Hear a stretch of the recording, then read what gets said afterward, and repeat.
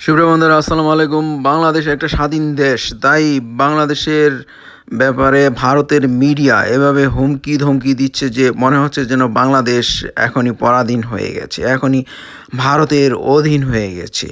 এভাবে বলতেছে যে কেউ যদি ভারতের বিরোধিতা করে তাহলে ভারত ছেড়ে কথা বলবে না, ভারত ছেড়ে কথা বলে না।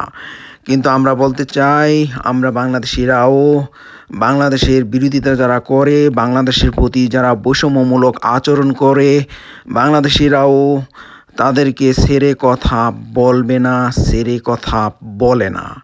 আমরা বাংলাদেশি, আমরা বাঙালি জাতির গর্ব। তোমরা ভারতীয়রা যারা বাঙালি, যারা এই বিজেপি আরএসএসের চামচা, তোমরা তাদের অধীন হয়ে থাকো। কেউ অর্থাৎ বিএনপির অন্দরে একদল মানুষ মনে করছে এটা প্রহসনমূলক নির্বাচন, আবার বিএনপিরই একদল কর্মী মনে করছেন এই নির্বাচনে তারা যেতে পারেন। হুমকি দিয়ে তাদেরকে চুপ করিয়ে দেওয়া হচ্ছে। এসবের মাঝেও জারি জাতীয় পণ্য বয়কটের আন্দোলন, বৃহত্তর ক্ষেত্রে যার এফেক্ট জিরো। হয়তো অফিসিয়ালি ভারত কিছু বলছে না, কিন্তু সবটা রয়েছে দিল্লির নজরে। ভারত আর বাংলাদেশের সুসম্পর্ক দীর্ঘদিনের। বর্তমানে দুই দেশের পররাষ্ট্র নীতি কিংবা ভূরাজনৈতিক সম্পর্কেও বিন্দুমাত্র খাদ নেই। তবে কেউ যদি ভারত বিরোধিতা করে, তখন কিন্তু ভারত তাকে ছেড়ে কথা বলবে না, ছেড়ে কথা।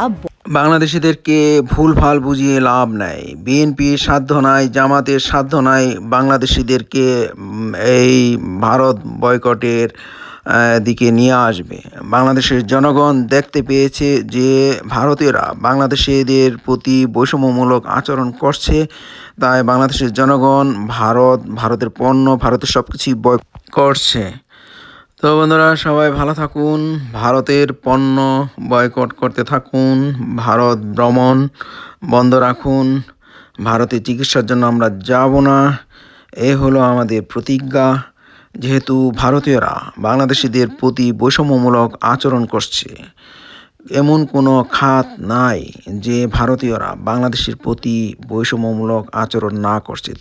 বাংলাদেশের জনগণ বিএনপি জামাত ডাক না দিতেই বাংলাদেশের জনগণ নিজে থেকেই মিস্টার মইজুকে অনুসরণ করে, যিনি মালদ্বীপের বর্তমান প্রেসিডেন্ট, তাকে অনুসরণ করে ভারতীয় পণ্য ভারতকে বয়কট করা শুরু করেছে। এক্ষেত্রে বিএনপি জামাতের কোনো অবদান নাই।